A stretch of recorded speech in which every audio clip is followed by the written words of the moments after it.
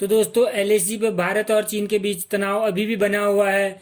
चीन की सेना लद्दाख की कुछ जगहों से पीछे तो हटी है, लेकिन कुछ ऐसे नए इलाके हैं जहां से चीन दोबारा से घुसपैठ करने की कोशिश कर रहा है। हाल ही के दिनों में उसने हिमाचल प्रदेश और अरुणाचल में भी सीमा पर तनाव बढ़ाने की कोशिश की है। चीन ने पिछले कुछ दिनों में भारत से लगे बॉर्डर पर अपने लाइट वेट टैंकों की तैनाती की है। साथ ही उसने पाकिस्तान के कब्जे वाले पीओके में अपने फाइटर जेट्स की तैनाती भी की है। इस बात को ध्यान में रखते हुए भारतीय सेना पूरे चीनी बॉर्डर पर सतर्क है, जिसके चलते पिछले कुछ दिनों में भारत ने कई देशों के साथ डिफेंस डील की है। इमरजेंसी वेपन परचेज के तौर पर की गई डीलों से भारत ने कई ऐसे हथियार खरीदे हैं जो कि युद्ध का नतीजा बदल सकते हैं।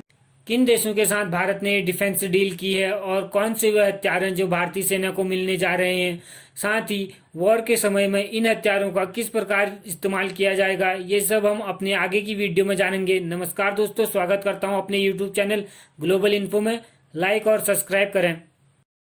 तो दोस्तों, चीन के खतरे को देखते हुए भारत सरकार ने इमरजेंसी वेपन परचेज के तौर पर कुछ देशों के साथ डिफेंस डील की है। इनमें पहला देश रशिया है। भारत ने रशिया के साथ 21 मिग 29 और 12 सुखोई 30 MKI फाइटर जेट खरीदने की डील की है। इन दोनों ही लड़ाकू विमानों का इस्तेमाल भारतीय वायुसेना पहले से ही कर रही है, जिस वजह से इनके आने के बाद भारतीय पायलटों को अलग से ट्रेनिंग देने की जरूरत नहीं होगी। और भारत रशिया से लाइट वेट टैंक खरीद रहा है। इन टैंकों के हल्के वजन के होने के कारण इनको लद्दाख जैसे पर्वतीय बॉर्डर पर तैनात करना आसान होगा। इन टैंकों को चीनी लाइट वेट टैंकों का जवाब माना जा रहा है। साथ ही भारत ने एक और वेपन रशिया से खरीदा है। इसका नाम है ईगला एयर डिफेंस सिस्टम।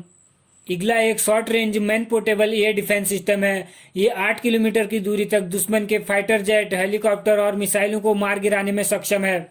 इसको सोल्जर अपने कंधे पर रखकर फायर कर सकता है। भारत ने इजराइल के साथ spike anti tank man portable missile और फायरफ्लाई लोटरिंग म्यूनिशन नाम के वेपन की डील की है।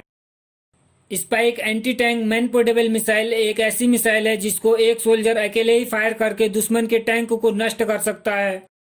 अगर बात करें फायरफ्लाई लोटरिंग म्यूनिशन की, तो एक ऐसा उड़ता हुआ ड्रोन बॉम्ब है जो दुश्मन के ठिकाने तक उड़ते हुए जा सकता है और निशाने पे गिर के ब्लास्ट हो जाता है। इसके साथ ही भारत अमेरिका से RQ-11 रेवन नाम के ड्रोन को खरीद रहा है। ये एक लाइट वेट ड्रोन है जिसकी रेंज 10 किलोमीटर तक है। ये सर्विलांस करने के काम में आता है और एक सोल्जर इसे अपने हाथ से लॉन्च कर सकता है। रेवन ड्रोन इंडियन आर्मी को पेट्रोलिंग और सर्विलांस में मदद करेंगे। भारत की अमेरिका से प्रीडेटर ड्रोन खरीदने पर भी बात चल रही है, जो कि हथियारों से लैस ड्रोन है। ये सभी हथियार भारतीय सेना को चीन पे नजर रखने और उससे लड़ने में काफी मदद करेंगी।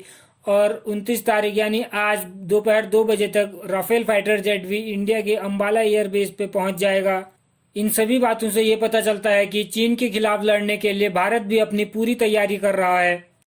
ऐसे ही डिफेंस, फॉरेन पॉलिसी, स्पेस और करंट अफेयर से रिलेटिव वीडियोस देखने के लिए चैनल को लाइक और सब्सक्राइब करें। Thank you for watching.